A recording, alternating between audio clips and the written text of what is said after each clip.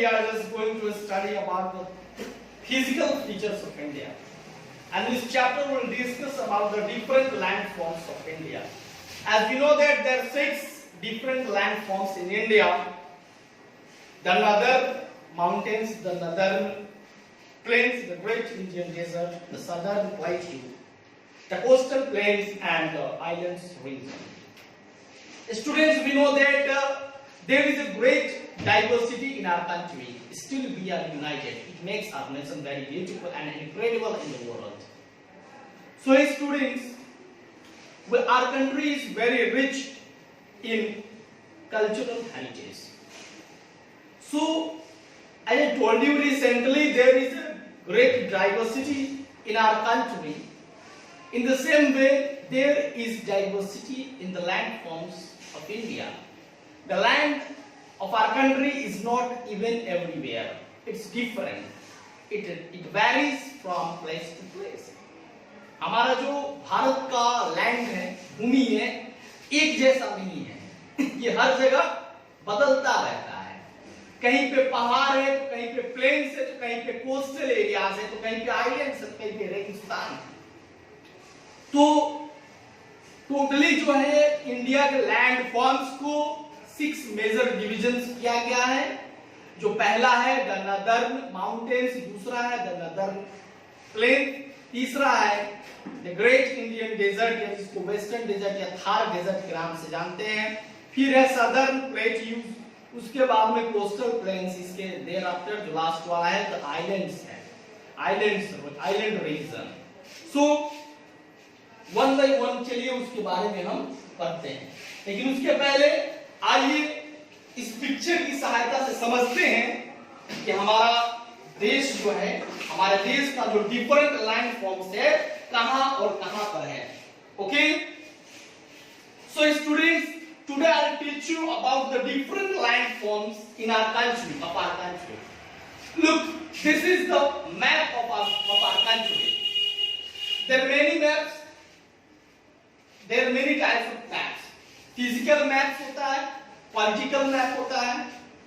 तो ये एक प्रकार का physical map है. But this map shows the different landforms of India. इस मैप में इंडिया का different landforms को बताया गया है. तो जी हाँ, बहुत ही सिंपल है. ये सारे जो 6 names है, जो 6 major divisions है landforms of India के, तो मैं आपको बताता हूँ. ये जो नॉर्थ में आप जो हिमालय रीजन देखते हैं, पहाड़ों का ये जो रेंज है, रीजन है, इसको बोलते हैं द नॉर्दर्न माउंटेन्स. क्या बोलते हैं? The northern mountains. ये भारत का नॉर्दर्न माउंटेन्स है. इसके बाद ठीक उसके साउथ में, यानी in the south of the northern mountains क्या क्या होता है? ये द नॉर्दर्न प्लेन्स है.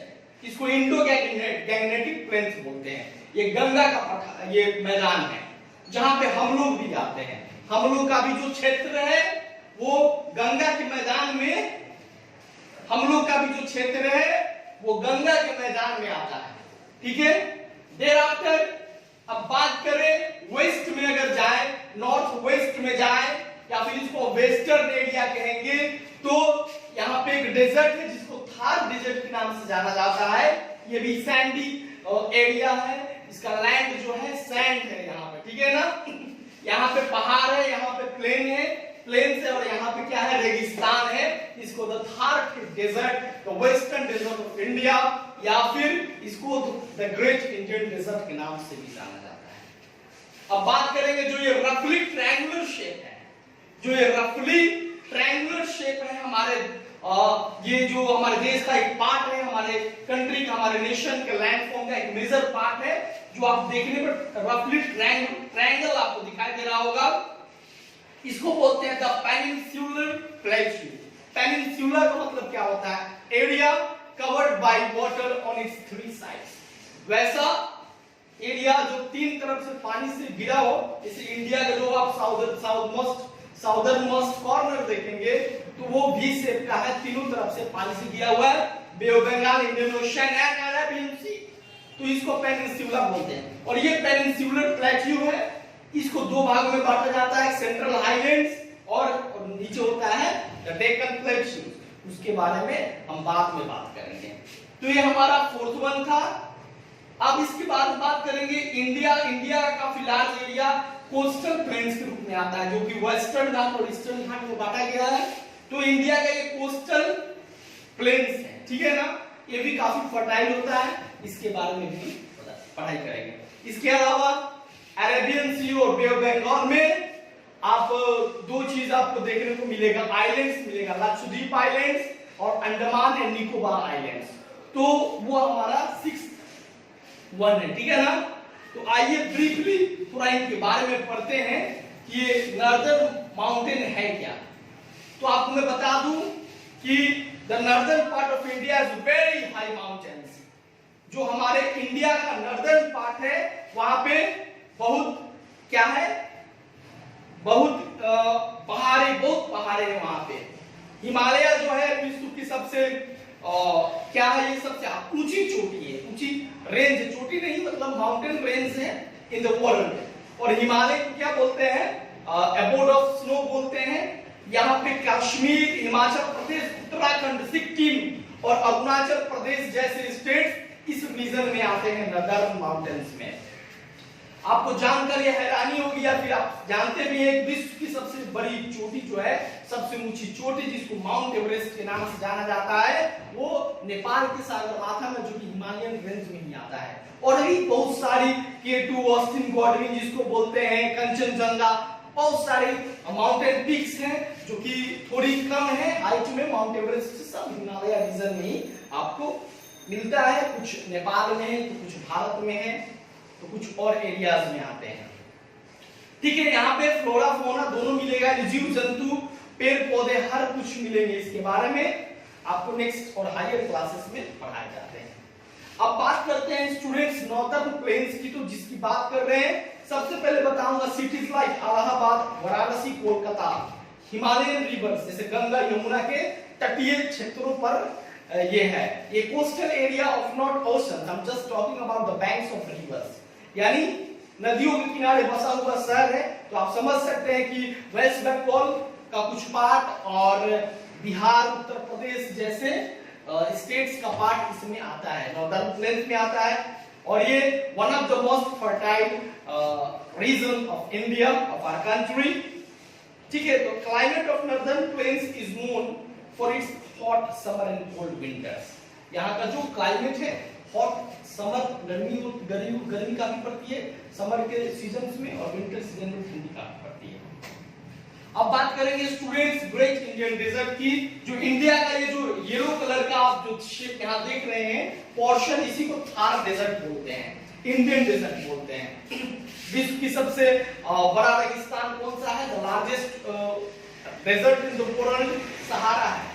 ये इंडिया का सबसे लार्जेस्ट डेजर्ट है। इंडिया में एक डेजर्ट है जो कि कहां आता है, तो इसके इंडिया के नॉर्थ वेस्ट में, नॉर्थ वेस्टर्न पार्ट में ये पड़ता है। और ये लार्जेस्ट डेजर्ट है हमारे देश का। और राजस्थान का काफी मेजर पार्ट जो है रेगिस्तान ही है, ठीक है। ये एरिया हॉट एंड ड्राई रहता है, यहाँ पे काफी लिटिल रेनफॉल होता है।